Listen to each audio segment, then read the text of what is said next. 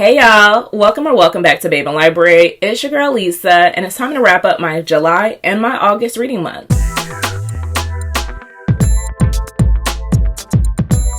I'm very proud of myself because in those 2 months, I read a total of 16 books. While that may not necessarily be the feat that I am proud of, I am proud that out of those 16 books, 10 of them were books that I own physically on my bookshelf. So let's talk about the 16 books that I've read, starting with Married to a Rich Gangster by Tatum James. Now, I don't own this one physically.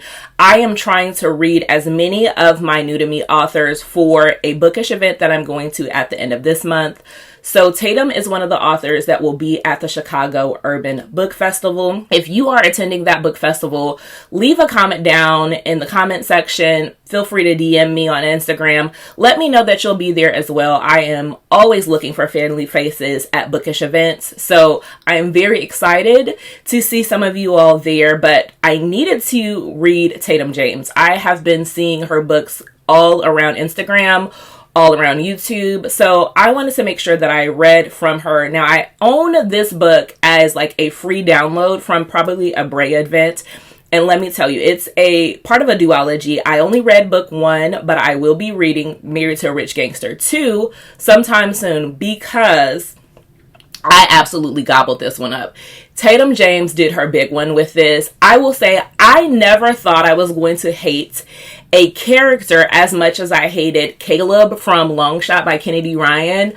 But Boston in this book is definitely a contender. I also have another male main character that I hated in a book series. Now, Boston is not our love interest here. So, of course, that left room for somebody to come in and steal the spot. This is a book centered around two characters, our FMC Kenya and our male main character Rowan. Now, Rowan and Kenya knew each other and met each other the same time Kenya met her husband, Boston.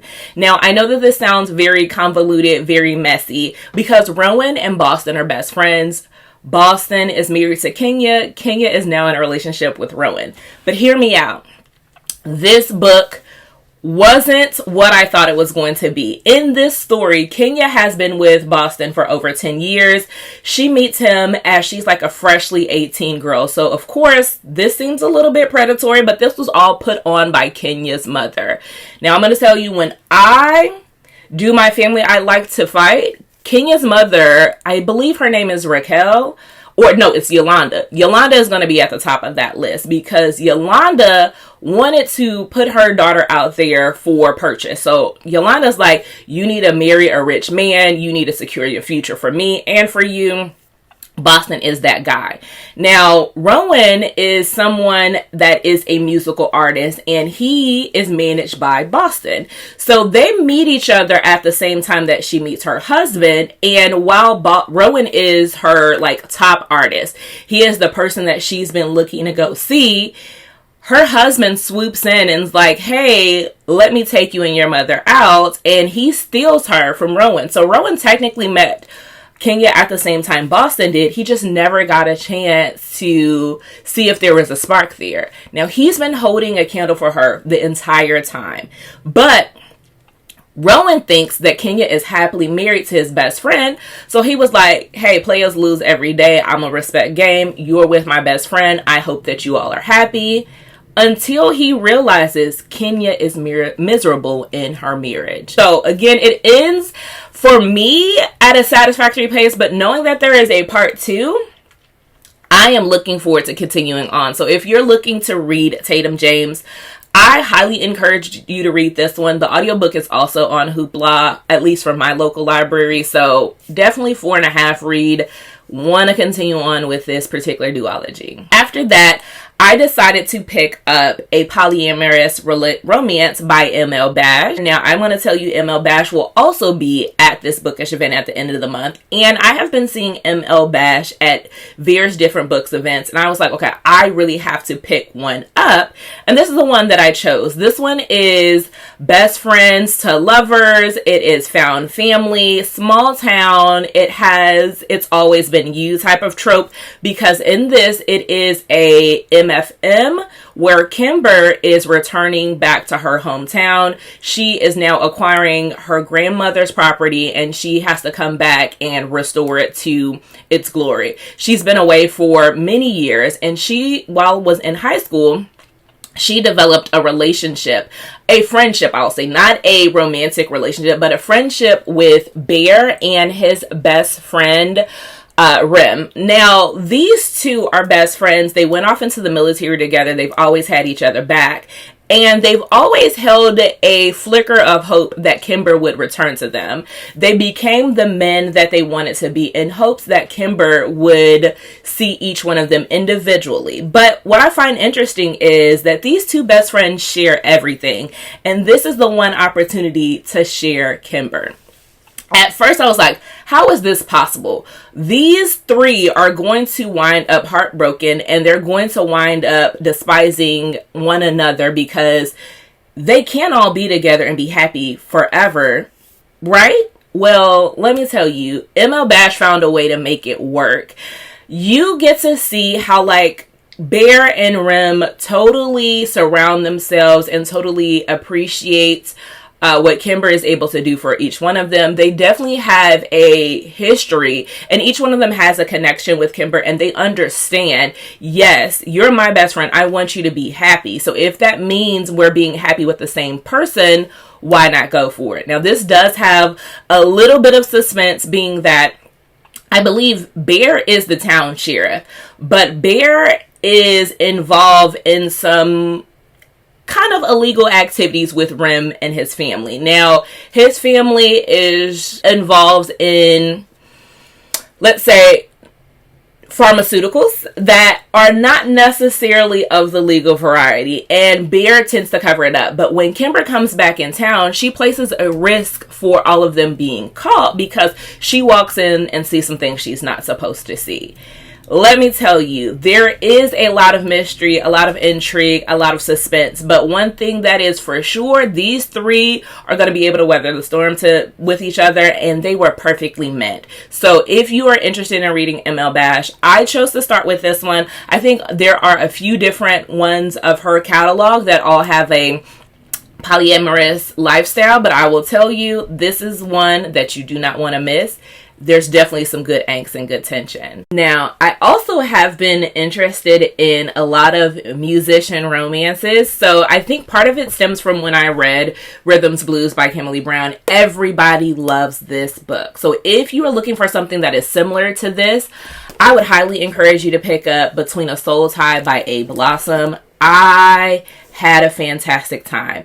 Now, A. Blossom will also be at the Chicago Urban Book Festival, but in addition to that, if you're not able to attend and see her there, I'm going to tell you all, she is hosting her very own event with one of her best friends, Brianna Michelle. Both of them are fantastic writers. They're hosting an event called Petals and Prose in 2026. Here in St. Louis, my hometown. Now, I am going to be a social media influencer for that. And so I highly encourage you all, if you're interested in reading Between a Soul Tie, Leak It, any of her other writing works, please get yourself a ticket. Tickets go on sale October 1st. I will be there. It's going to be a great time. If you're in the Midwest region or you're not and you just want to enjoy being with romance writers and loving being surrounded by other romance readers, please go to that event. I will link the website down in the cards. You'll be hearing more from me, but let's talk about Between a Soul Tie. This one has our FMC and our MMC. Now, our MMC is not a rapper. However, he owns a record label. And so in this is an Insta love that actually goes really well. It is a marriage in Vegas trope because our female main character, Kay, is in a relationship at the time. She has been with her high school sweetheart. He is one of Blue, our male main character's rap artist. So Blue is, like I said, he owns a record label. He is starting to find talent in his particular city, and he finds Kay's boyfriend. Now, this man is getting ready to hit the charts. He's releasing his debut album, and the industry keeps pitting him with another female rap artist. And for all intents and purposes, Kay is like, you're keeping me in the shadows. You are embarrassed by me. Everyone says that you're with this woman. What's going on? Like, I feel like you're cheating on me. And he's like, no, that's not the case. That's not the case. It's the industry that's putting it together. Kay is like, okay, I actually love you and I want you to succeed. Like, we have been through a lot. We're thick as thieves. Like, your mother and my mother are best friends. And I want you to get everything that you deserve. However, I'm not going to play second fiddle. So I want you to go off and be successful. We're done. Now, he doesn't want to hear that. He's like, no, babe, it's cool, it's cool, it's cool. Come out to Vegas with me and watch. It's nothing like that. I'm going to really show you that we are in this together, that I want to be with you. Now, Kay is like, all right, let me think about it. If I go to Vegas with you, you really got to prove to me. Before they go to Vegas, Kay is out with her sister, and her sister and her are out for a lunch, an afternoon lunch, and she is sitting alone and she sees Blue. Like, Blue is like, this woman is gorgeous. Like, there's something about her. I'm instantly attracted. So he goes and flirts with her, and she's like, oh, I got a man. No, thank you. I'm flattered. However, I can't take your number. Now, when she goes out to Las Vegas, she bumps into Blue, and Blue is like, oh, you're such and such's gal. I'm not really sure how that's possible, but I don't want to rain on your parade. You'll figure out soon enough, and when you do, I'll be there. And it wasn't like Blue was on anything predatory. He really did say, I don't want you to suffer, but I know if I tell you and you know that I'm interested, you'll think that I'm trying to sabotage you and I want to see you hurt. No, that's not the case. I loved how Blue really took his vow serious. He really showed her, when you're ready, I will be here. If you're not ready, don't worry. I understand that you need to wrap up. Everything was a whirlwind romance for me, but you need some time. And I just appreciate it. And I'm looking forward to it. I bought the second one, and I will be picking it up in Chicago. I will continue to read this. Just know, if you're locked into musician romances, if you want to learn more about A Blossom, learn more about her writing, Between the Soul Tie is one that I would pick up. And the audiobook is really, really good. It's so funny. I was laughing out loud. Now, as I mentioned at the beginning of this video, I did film a vlog for the next 3 books that I'm going to talk about. All of these were in order for me to close out 3 series. These were items that were on my 25 for 25. So starting with Madame by Sarah Kate. I had been putting this one off for 2 years. Like, I had commitment issues. I didn't want to close out the series. I wasn't ready to read Eden's story, but I figured July was the perfect time to do that because in September, which is this month, the second generation was going to roll out for the Salacious Players Club.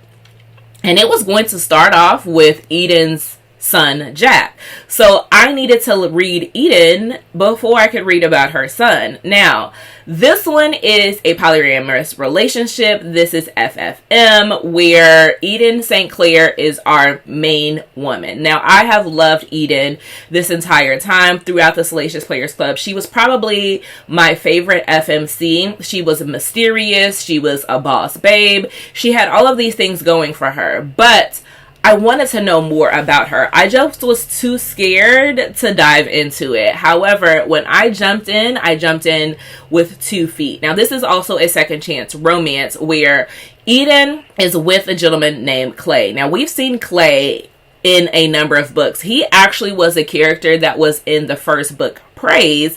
However, we didn't really get enough glimpses of him. In this story, we find out that Eden and Clay had fallen in love with one another. They were the perfect match. However, he could never break down Eden's walls. Now, she is very, very guarded. As I said, she is very mysterious. But that's because she had a triggering past, which we do dive into a little bit more in this story. Now, because Clay was not being valued, he didn't receive the love, he felt like he could never break into a relationship with Eden. So he decided, I need to do what's best for me.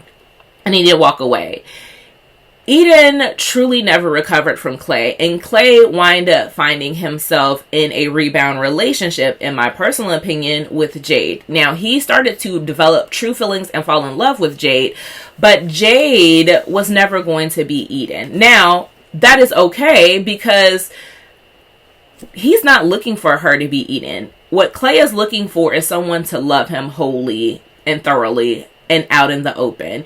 And Jade did just that. Now, Jade is a fresh, young 21, 22-year-old out of college. Clay is pretty much her first romance. And so she's like, I want to be your everything. Now, she finds out that there is a part of Clay that she never knew, and he was never going to give to her because that part had always been reserved for Eden.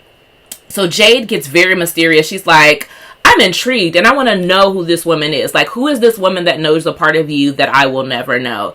And baby, did she learn to find out. Jade and Eden's relationship was when it was, I guess, forbidden, it was very, very intoxicating. Being able to see Sarah start to build their dynamics, because you have to do this in order for their romance to work, in order for the relationship to be believable. Eden and Jade had to develop a relationship. I started to feel like Clay was always an afterthought. He was never really truly going to be a part of their romance. Like, he almost felt a little bit like cannon fodder, where he started to be a secondary option, and Jade and Eden started to, really shine with one another. And I didn't like that. But for you all to play on my time and make it feel like Clay was just like, he is there for the child. He's there for Jack. Like, Jack needs somebody to look up. He needs a male figure.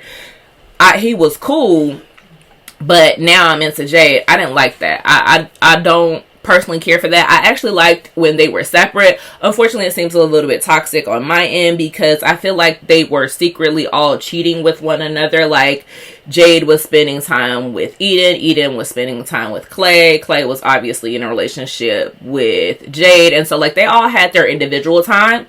The together time didn't really work for me. So I wound up rating this a 3.5. I then also in that series, in that vlog, I read Assist by Alexandria House. This is the last and final book in the St. Louis Sire series. Best one in the series, if you ask me. This one is a rapper where we have our FMC, Bianca Bambina. She is top of the charts. Like, if you want to think Cardi B, Meg Thee Stallion, like type of music in the industry, dominating, very much giving Glorilla, like that's who Bianca is. She is a woman out here doing it, and she has her number one fan, Orlando Trapp is a professional in his own right. He is the captain of the St. Louis Sire series. He's also very shy around her. They tend to be in each other's orbit because she owns like 2% of the St. Louis Sire. So this is obviously a forbidden romance because she's technically his boss. This has some sports romance elements, but they develop a friendship. As once Orlando, gets past his nervous energy, he realizes, okay, let me try to befriend her because she really looks like she needs a friend. And it's true. Bianca does not have any friends. Her entire time, she's surrounded by people that's on her payroll.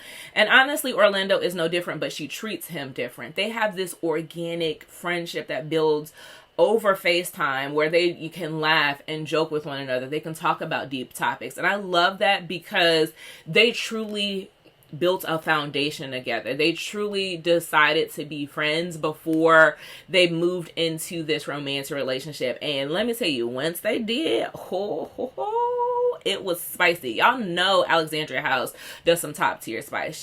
If the woman does nothing else, she's gonna make me laugh and she's gonna make me clench my pearls. Now, I do love that this also has found family. You can see that both of these individuals have a connection or build a bond because she was adopted by her mother's best friend. Her mother didn't want to be a mother, and so she was like, okay, let me give you to my best friend. Now, the adoptive mother is trash. Her son is trash. They will also be on my family I'd like to find. Don't worry, there's a spot for them. So Bianca, like I said, she really has a hard time with relationships because of the lack of connection she felt with her mother. And then our male main character, Orlando, he had a mother, but he never knew who his father was. And when we find out who his father is, baby, I was in the car screaming when I was listening to audio. Like I said, now I know, Alexandra, you didn't do what I think you did. And she absolutely did. I will tell you this has a connection to another series that I love, that is on my shelves from Alexandria House. And when I tell you when the connection hits, it hits. Like, this is a fantastic story. You'll be wrapped in, pun intended, his last name is Rap, but you'll be wrapped in and engaged with this.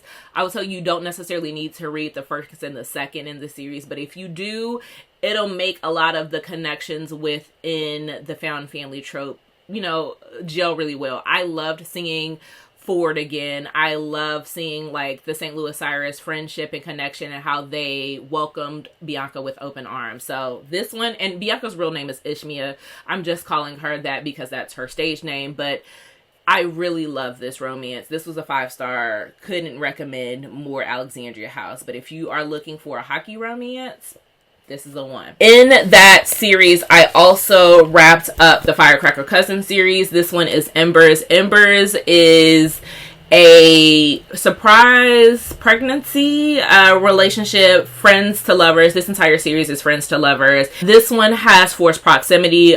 This is featuring Malik and Ayala. Now, they have this one night stand that obviously a pregnancy develops from there. Malik is a sea merchant, so he's away for like 6 to 8 months at a time. He doesn't necessarily know, or maybe he does, but he's a little bit anxious because he's been away at sea. He wants to come back and be with Ayala, but she has a baby. And so he's like, okay, well, I am here now. Let me step in and let me be the shoulder that you need, because he realizes that Ayala is struggling. This is one of the best postpartum representation I have ever seen in a book. You really get a feel for loving your child and this being your first child and how your anxiety is spiraling, how you want to keep that baby all to yourself. You love all of your friends and family, but this is the connection that you've built and how you just want to, be the best mom, but you're also suffering from body dysmorphia. And the way the Malik steps in, he is an acts of service guy. He's like, you don't have to do it alone. I am here. She's afraid that Malik will leave again. And that stems from her mother and her father's relationship. And so this has some really good connections and themes, very much in the way that no one but A.H. Cunningham can do it. I love how Malik loved her through it and made sure that she knew, like, you are enough. Like, I appreciate everything that you do. Like, this baby was made out of a product of love. I have loved you since I've met you, and you just never knew. Let me show you the ways in which I think that you're wonderful. There is a caretaking scene. There is a scene where he helps her through her body dysmorphia. This has, like, a true connection with their friends. You start to see that dynamic. This was the perfect way to end out the series. And again, where it's Embers, each one of the series has like a fire theme, and this one was just aptly named because the smoldering between the two characters, the way in which like they burned down their past family trauma, because Malik also has family trauma. And they really are starting to build a new, and they're rising from the embers. So like, H. Cunningham, you absolutely did that, mama. Keeping on with series, I wanted to read The Offer. This one is in the Secret series. I have been in my polyamorous romance bag, and I'm gonna do a video very soon on that. But this one is a MMF romance. This one has Elisa, Kadeem, and Kristoff. Now, I did not think T.M. Richardson could get any spicier. When I read The Oath, I said, oh, baby, she outdid herself. T.M. said, oh, but wait, there's more. I'm a double back, and I'm a double down, and I'm going to make it even hotter. Woohoo! This entire series is centered around polyamorous couples. So there is a final one, which I believe is The Opportunity, which is the last and final one in the series. I do need to read that one. That one is FF But let's talk about this one because this has some interesting themes. Now, we've got Kadeem, who is a retired football player. He is just retiring. He is now looking for his next career opportunity and potentially a Hall of Fame candidate. Not only is Kadeem high profile, but so is Kristoff. Kristoff is in the running to be the next U.S. Senator. So when I tell you that they have to keep things on a hush-hush, both of these men are in the spotlight. Both of these men are best friends, but the world does not know that they're in a relationship. They have been in a relationship since college. They've been in a relationship probably like 20 years or more, and they've built these high successful profiles. However, they always knew they wanted a third. They wanted a woman to round out their relationship. Kristoff has always wanted to have children. He's always wanted to, bring someone in, so has Kadeem. And so it's been very interesting. They had seen Elisa back, many, many months ago in the oath, when she was in the Secrets Club. They instantly were attracted to her. She was with 2 other men. They were like, okay, that is our third.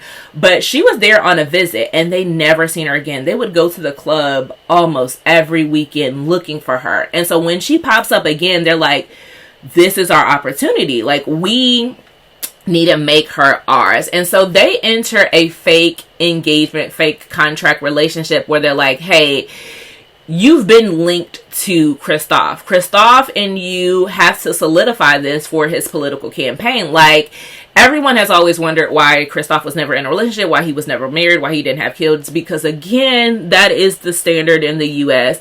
If you are going to run for office, whatever office that may be, you need to be living the American dream. You need to be married to a woman. You need to be, working on kids. So Kristoff seen this as an opportunity, and so did his campaign. And they're like, okay, well, Elisa and you are going to be married. Now, I thought it was going to be messy because I was like, okay, baby, y'all can't leave Kadeem out. But Kadeem is like, baby, y'all not leaving me out. We in this together. Like, you may be engaged to Kristoff. Kristoff may be my man, but you're also my woman. The way in which Kadeem loved on Elisa and he never felt jealous, he never felt slighted, magnificent. Now, in July, I went on a vacation and I was like, I need to have the perfect vacation read. I was looking through my shelves because I needed it to be physical, and I stumbled upon Truth or Dare by Daniel Allen. Like, I love this book.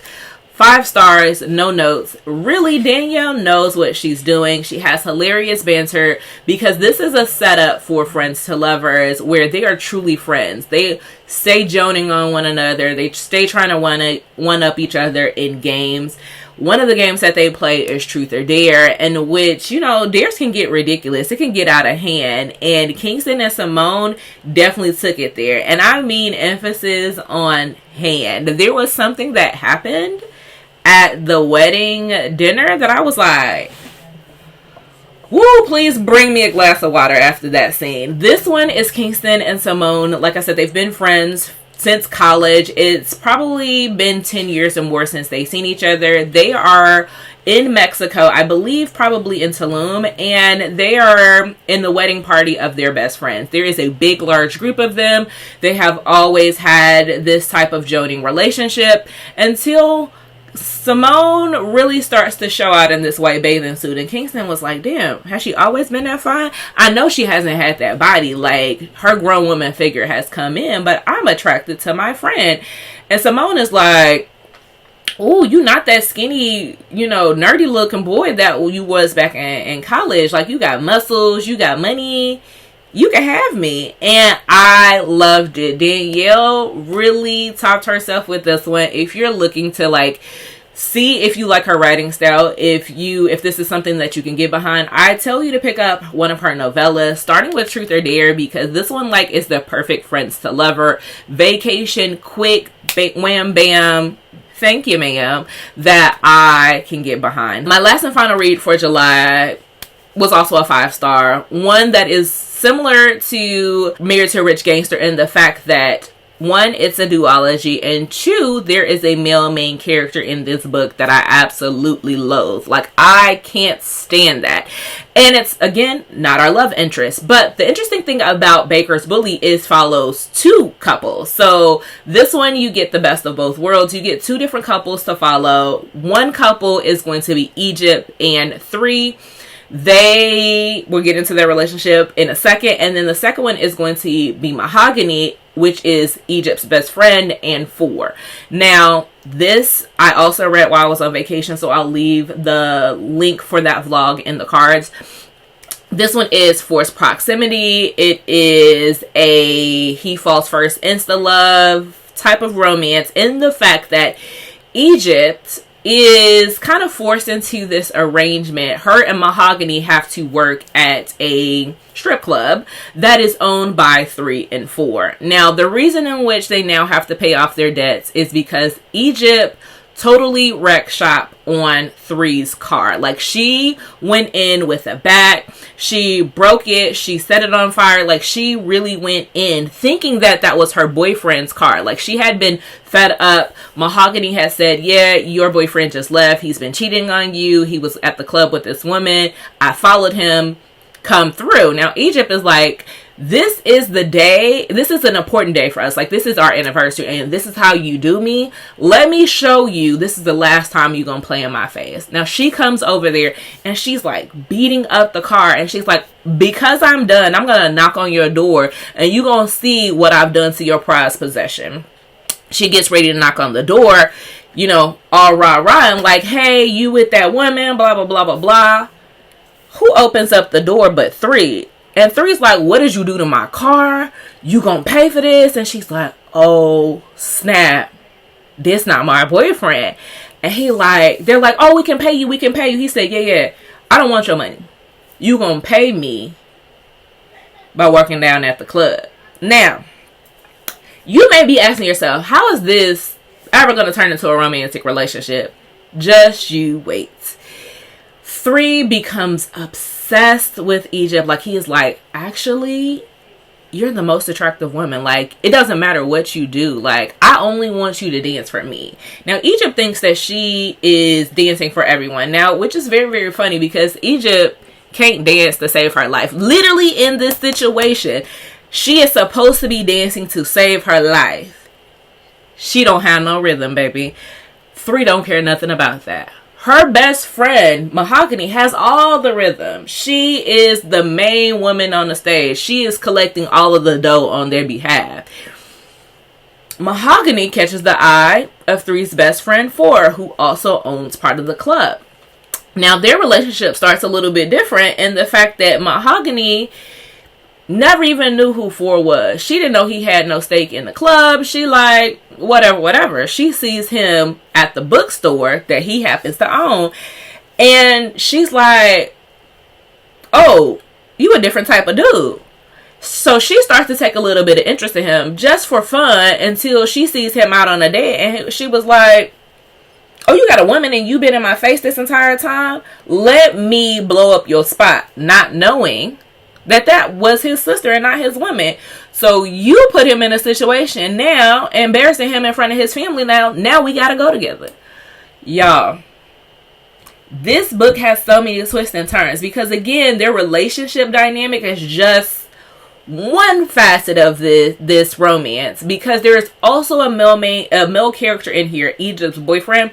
I don't remember what his name is. His name is very irrelevant to me, but he goes up there on the list of people I hate, right along with Caleb and Boston, in the fact that he is a vile individual. And when I tell you this one also has domestic violence on page more than once, it is heavy. So please be mindful that this one definitely takes you to a place that you probably haven't been to before, unless you've read a similar book. But do know that every dog has his day, and I hope that this dog gets put down. That's what I'm gonna say. Yeah, I know it sounds real vile, but this man is very vile. Again, I don't remember what his name is, and I do need to read the second part of the series because, like I said, it's a duology. But this one, the way in which 4 and 3 surround these women to protect them, that they realize, okay, you are dealing with somebody that we need to make sure, like, you came to our doorstep literally on a crazy girlfriend, but now I see the reason why you're crazed, and I'm going to help make sure that you never find yourself in this situation, because now you my woman. This book is so good. 5 stars. Can't wait to read part 2. Moving into August, we must start with August Lane by Regina Black. This is Regina's second novel, her sophomore novel, and I want y'all to know there is no sophomore slump over here. This is actually better to me than The Art of Scandal. Like, she said, I'm gonna go big on big. Like, this right here, masterpiece. 5 stars. I loved everything about this. This is a second chance small town musician romance. I told you I'm in my musician bag. This is featuring, you know, country music, and we all know what Beyonce has tried to tell us. Country music really started from black folk, and we are reclaiming it. In this, we have our female main character, August. Now, August is a songwriter, but she really doesn't have her name out there because her mother overshadows her. Now, her mother is JoJo Lane. JoJo Lane is like the Dolly Parton of black country music, and she's about to go to the Hall of Fame. Everyone is recognizing her accomplishments, and she is the shining light of this small town. Now, because JoJo Lane is coming back to do her Hall of Fame tour, she's coming back to be recognized and put into the great stratosphere. She is having a concert. That concert needs a musical artist by the name of Luke. Now, Luke is a one-hit wonder, and he has been singing this tune for years and years and years. However, we find out that he stole the song from August, and now he has been contracted to sing that song at the Hall of Fame performance for August's mother. So you can tell this has a lot of tension, a lot of froth, because August fell in love with Luke. They met each other in a literal dark space in which they needed somebody to bring comfort. They had developed a friendship. They were outcasts in their own rights within their high school career. August was like, you are my escape and you are my everything. I am willing to share parts of myself with you. And she felt like Luke took advantage of that. And he hasn't been back in the town in years. When he comes back, the way in which August is like, you have the audacity to show up here after what you did. The only way you can make it right is by either telling the world that I wrote that song or making another one and making sure everyone knows that I'm the musician behind it. And Luke is like, I am a reformed man. Like, I was put in a position where I did this out of survival, but that doesn't matter to you. Let me make it up. Let me show you who I am, and I want to repay my debts to you. This was such a layered story. Not only do you learn much more about the black country music history, you learn about, how familiar dynamics can impact who you are and how you have to sometimes let go of believing that blood is stronger than water, that you are connected to these people and you have to seek their approval.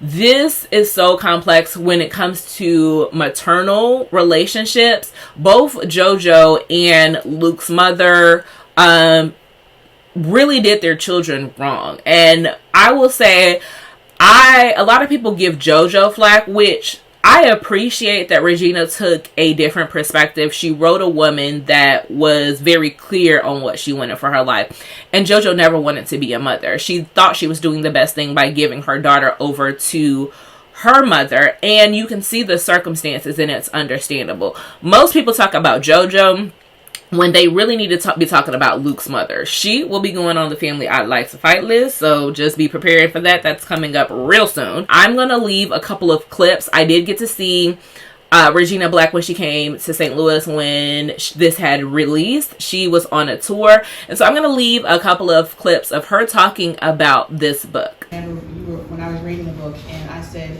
that they're flawed, but they're very redeemable.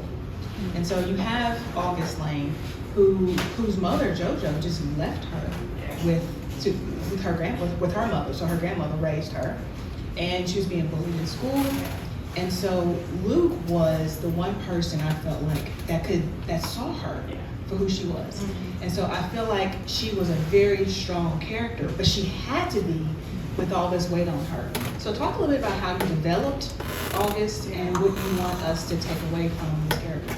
So August was hard for me because when I sat down to write her, it took me a while to get her right because I didn't like her. Like I kept writing her and I was like, and what really, like when I found her, because that's the way I think of it, and I don't know if you think of that when you're writing your characters, because I know your stuff is really character focused. Yeah. I found August when I realized that her thing is she just really wants to be loved, right? Yeah. She wants to be chosen, she wants to be loved, and she was born in this situation where she was not planned. Her mother was a teenage mom when she had her, and she did not want to have a child, and she never wanted to be a mother. And that was a whole thing. When we talk about Joe, we can talk about that. But and she kind of just has this existence where everyone knows that her mom did not want her, and so she's always like trying to, like, when she's younger, she's trying to earn her, like, justify her existence. I also read The Illusion of Power by J.L. Seegers. Y'all know I love J.L. Seegers down. Like, this woman can do no wrong. Now, I will tell you, you have to come in a little bit different in this story because this is not the J.L. Seegers that wrote New Haven. This is something completely different.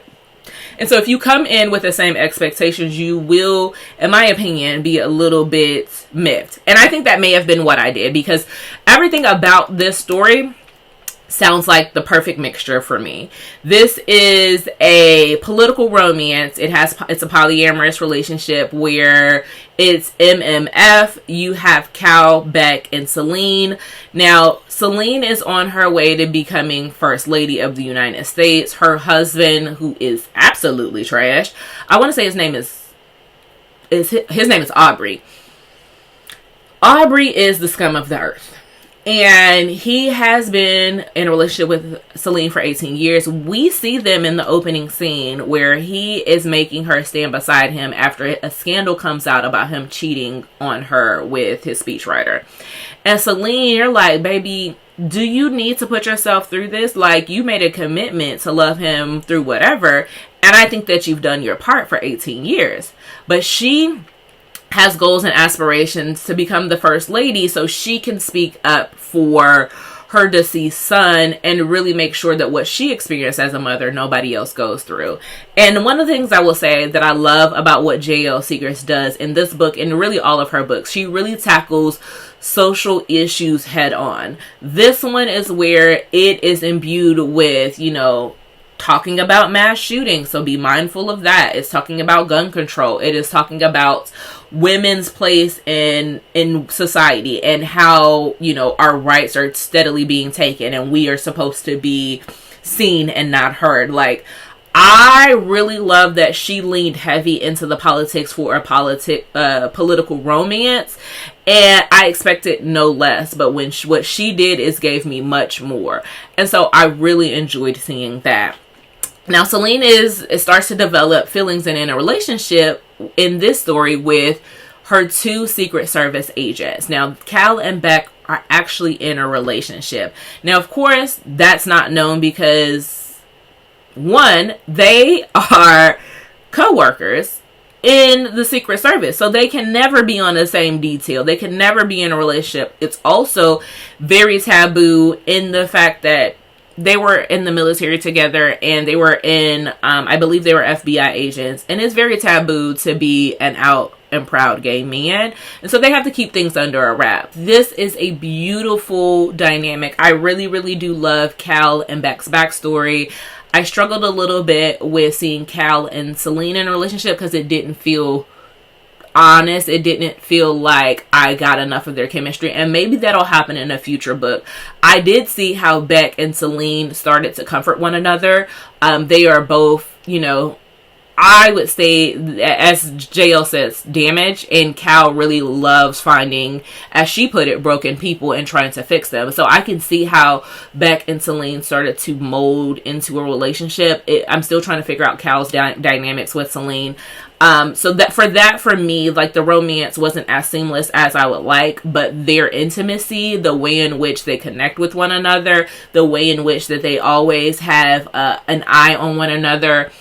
This is obviously a bodyguard trope, and so the forbidden aspect of it, the way the political mystery and intrigue works, definitely will work. I know that this is the start of the series. The way that it ended, I was like, actually, I'm fine with that, but knowing JL, she has some things up her sleeve. So if you're interested in this, if any of it sounds good to you, pick up Illusions of Power. The next book I'm going to talk about has been on my TBR for absolutely forever, and I finally made it happen. I was trying to wait on an audiobook, and I was like, the day is never going to come. This artist will be at the Chicago Urban Book Festival, and now is the time. Y'all, let's take a moment of silence for me appreciating and finally finishing Demon's Dream. Yeah. This book has been haunting me for so long that I was like, it's now or never, Lisa. Get it done. Don't step in Elle's face not having read this book and asking her to sign it, because I needed to know what the tea was. Everybody has been ranting and raving about Demon. I'm a little bit perturbed that nobody is talking about Smoke, because put some respect on that man's name. But Demon, Smoke, me, the both of them. Sandwich me in. I love both. My favorite character is actually Diana, because Diana is that girl. Like, me and her, we locked in. I am going to tell you, I don't like Dream. Dream was very unbearable for me in this book, and I pushed through 750 pages because I loved everybody else. So, be mindful. If you find yourself like me and you're like, oof, Dream really works my nerve, like, she irritates me, like, she don't seem to get that this man can't use his words and he really do love her, that she can't really see, she's cutting off her nose to spite her face, don't worry. Just hang in there. This one is forced proximity. It is insta-lust. It is touch her and you're out of there. What's interesting is I really enjoyed this book, and this has 2 virgin heroines, and really I typically hate that trope, but I understood why. This has a runaway bride. I'm going to talk about the characters a little bit separate. I'm going to tell you that, just to give you a context, if you don't know what this is, I'm going to lightly sprinkle some stuff in, because really you should be going into this blind like I did. Everyone talks about Demon's Dream, but doesn't really talk about Demon's Dream. And there's a lot to talk about here. Demon is kind of a lone wolf. He don't really have friends. He has just started to find that he has family members. He finds his brother Dante, or Dante actually and his father find Demon, and he has never really truly felt like he belonged in the family, but he appreciates his brother in the best way that Demon can. Demon struggles with feelings, and that's because of how he was raised. His mama will also be on Family I'd Like to Fight list. Demon is a little unhinged. No, he's a lot unhinged. Now, Demon has been gifted Dream, because Dream is paying off the debts of her brother, who has taken Dante's daughter for marriage. Now, Dante's daughter was supposed to marry Smoke. Now, Smoke and Demon are friends, and Smoke was only marrying the daughter out of obligation. Like, he was like, I need to solidify this arrangement. I need a wife in name. I'm never going to have feelings for her because I actually have been married and had the love of my life. She produced a daughter. I don't ever want to be tied to anybody. I never want to have feelings or emotions. So I'm going to marry her, but just so I can reach a new status level. Now, once that happens, he realizes, okay, well, I'm free from burden, but Dante like, nah, somebody got to pay the price. And so that is how Dream gets to be with Demon. The question is, how does Smoke turn around and get in a relationship with Diana. Now, Diana is supposed to be married. And she is also in an arranged marriage type of situation that she doesn't want to be in. And Smoke comes and saves her from that because he realizes he's starting to feel feelings for Diana that he's never felt since his wife. And he feels compelled to step in and do something about it. The hilarity of this book, like, I literally laughed out loud. This is one of those stories that you're like, when is it gonna stop being ridiculous? Like, first of all, Demon is just out here dropping bodies left and right. Like, you touch her and you're out of there. Smoke ain't one to play with either. He has a knife that I think he calls it Scarlet, baby. When the knife comes out, bodies start dropping. Somebody's going to pay.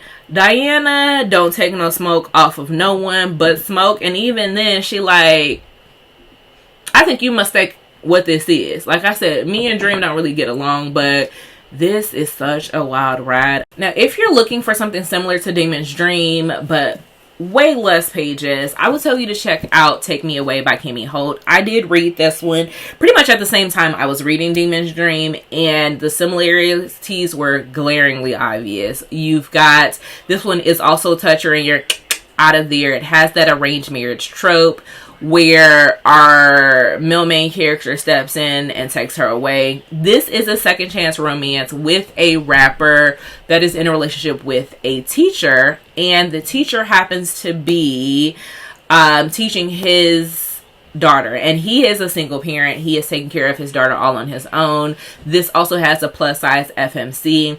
In this, you have our female main character, Iceland, and the male love interest, Dash. Now, I said that this is a second chance romance in the fact that Iceland met Dash when she was in college. He was living outside of her apartment. He was homeless, or she believed him to be. She's like, hey, it's cold. Your family isn't there. Let me bring you in. Very Delulu. Like, as I'm looking back at it, I was like, this is very unsafe. Like, I know in college, we're like, oh, living our lives. But baby, have some awareness about yourself. But it was fine because Dash really meant her no harm. They started to connect and have like this great whirlwind of a romance in the weekend. They started this friendship where they just were very intrigued with one another. However, Dash left and she hadn't seen him again since. Now, he has been gone, and since then, Iceland has been betrothed by her father. Her father has set up an arranged marriage with a man that is absolutely terrible for her, but she is trying to see it through. She's like, I'm trying to do the best that I can. I want my father to love and appreciate me. He tells me that this is what I need to do, so I'm going to see it through. And Dash comes back around because he sees her at like his reunion concert. He's having a concert in his hometown, and her Iceland's cousin takes her to see him. Now, they have a connection, not only there, but in the fact that Dash has a daughter, and the daughter is the child that Iceland teaches. Now, Iceland has been struggling because she appreciates this little girl, but she sees that she's coming to school every day, re-wearing the same clothes, her hair not being combed, that it has a body odor to her. And she's like, you her daddy, and you making goops and gobs of money, and your daughter coming up to school like this every day. Now, Dash has absolutely no idea. He is shelling out money to the mother, and she was a groupie that he just so happened to get pregnant. And he was like, I thought I was doing the best thing for my daughter, and you mean to tell me that she out here living in squalor? And so he's like, Iceland, can you do me a favor, and can you start to take care of my daughter and show her the ways? And from there, they start to build a bond. This one is so good. Like I tell you, very similar to Demon's Dream, in which he's like, you're not marrying this man. Actually, we were always supposed to be together. And finding out why they have to be separated, why things have happened in the way that they did. And it's so good. My one hiccup about this is that there is a blip in time where they're not together and something happens and it never gets brought back up. And again, when you hear that we're separated, like, that don't matter to me. I was faithful to you, you wasn't faithful to me. Like, that's my one caveat here. But again, it all will that ends well. I will tell you, this is also similar in the fact to Dreamin's Dream, and the fact that Dash has a tumultuous relationship with his mother. But oppositely, in this story, you get to see that they work through it. And that is probably the reason why Dash's mother is not on my family I'd like to fight list. But it does not take away from the fact that he was harmed, and that is probably a reason why he has this aversion to certain relationships. So Take Me Away very much is a shorter version of something that I feel is similar to Dreamin's Dream. Not completely, but it definitely has some similarities. In the month of August, I did get an ARC copy of the audiobook for Lilith by Alexandria House. This is a dark romance, captor-captive relationship where the audiobook is narrated by Wesley Siobhan, and I want to say it's Winston James. Y'all, sounds right up my alley. This is the first and only time that I've given Alexandria House, I think this is the first and only time I've given her a 3-star. Now hear me out. Audiobook, fantastic. Loved it. Ate it down. Premise, very great. This is Lilith and Ray. Lilith and Ray, this is an older woman, younger man trope where I instantly fell in love with her. Ray, real name Horatio. Unfortunately, what this lacked, now it didn't lack in the spice, baby. The spice was red hot chili pepper hot. What it lacked is in the backstory. Like, I felt like this was a little bit forced in terms of their romance. I wanted to see more. I wanted to see more of their bond. I wanted to see more of their backstory. I wanted more. And I don't know what it is about Alexandra that she feels like she has to cram everything in less than 200 or less than 250 pages. But girl, if you don't stop playing on my top, give me more. Like, I am very interested to continue on with the series though, because Memphis is the second sister and we get to learn a lot more about her. Now, the last 2 books that I read in August were all-time favorites. One for sure I know is going to get on my best of 2025, which is going to be Plus Size Player by Danielle Allen. Y'all, I personally did not care for Curvy Girl Summer like I thought I would. However, Danielle Allen said everything that you may not have enjoyed about Curvy Summer is going to be the exact opposite in Plus Size Player. And when she made that as the formula, I said, baby, you got me. This one is a forbidden romance. I'm not going to tell you why it's forbidden. It is forced proximity. You have a plus size female character that truly takes no lip off of no one. She understands that she is plus size. She moves and uses that to her advantage. She is truly loved and supported by her family as well as her friends, and she truly leans into this being her brand.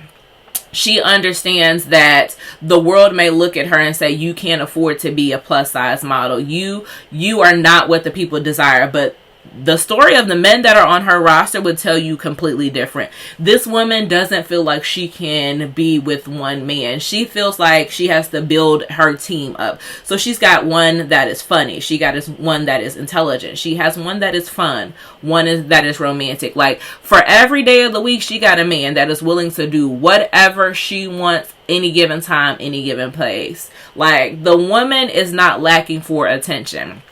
However, she does favor one more than the other, which is the fun one, and his name is Russ. So Nina and Russ's romance, like, is so rich. And I mean rich in, like, you know, connection, rich in investing in one another, pouring in one another. The way this man takes her on the perfect dates, I said, now, how do you have time to go out with anybody else, or why do you desire? Because this man is taking you on helicopter rides. He is renting out establishments for you. Like, the man is checked every single box. However, he doesn't live in the same city as she does until he says, I'm going to move in because I've got some things in the works. And they now have this situation where, like, we're in the same city. We find each other attractive. Nina really has to decide if she is ready to give up her team and be with Russ. The one problem is they actually can't be together. There is something that is preventing them from being a couple. And in that, you get to really say what is worth the risk. And trust me, Russ is worth the risk. If he is giving, this is giving Russell and Sierra the prayer. Like, Russ is that guy, and she knows it. She just has to trust him, and he has to do the things that he needs to do to make sure she feels secure. Y'all, absolutely no notes. Danielle Allen ate down with this one. And the last and final book that I read in the month of August was an art copy of Always Will. This is the third in the Fort Bender series. This one is a surprise pregnancy, one night stand, very similar to Ember. So if I would say, if those are two tropes that you don't like, I would encourage you to read one of these. These are all both thirds in the series. Always Will is like tooth-achingly sweet. This is a black cat golden retriever where Willa and Trevor are perfection.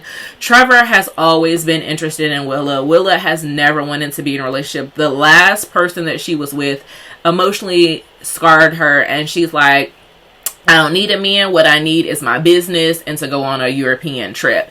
Until she realizes that she is pregnant, and she's like, okay, well, I need to woman up and I need to tell Trevor. Now, Trevor is like, I'm going to be everything that you need and more. I loved you beforehand, but now you are carrying a little me in there, and I'm going to break you down to the point where you feel like you don't have to do everything alone. And again, this story gives found family aspects, because Willa, as you learn in the two other books in this series, she has a tumultuous relationship with her family, and she has felt like the lone sheep. She does have her sister, which is in book 2.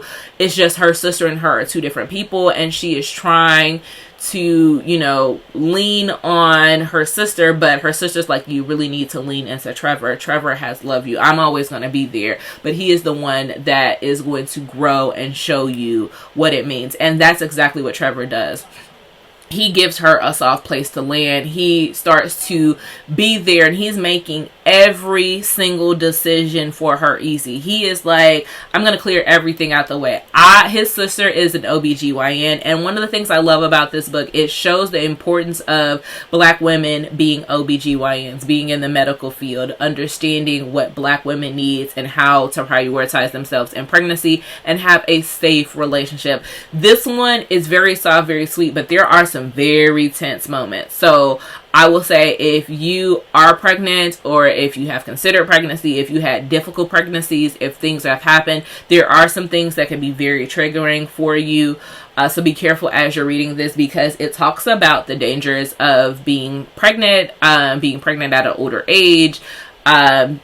This one just wraps up so beautifully, and it's like a touching, warm hug. Like I said, it's very, very soft, very beautiful, but there are some moments in which there are some heavy things that happen, but the way that Trevor loves Willa through it is the best thing that I could ever ask for. Like, this is what you desire in a partner. Someone to love you for who you are, not who they want you to be. Someone to truly see you and want to support you and ask for nothing in return. Someone that is willing to make the sacrifice. If you're looking for that in the book, look no further. Always Will is utter perfection and the perfect book to wrap up August with. I'm going to tell you to do me a favor. If you want to, and you want to leave a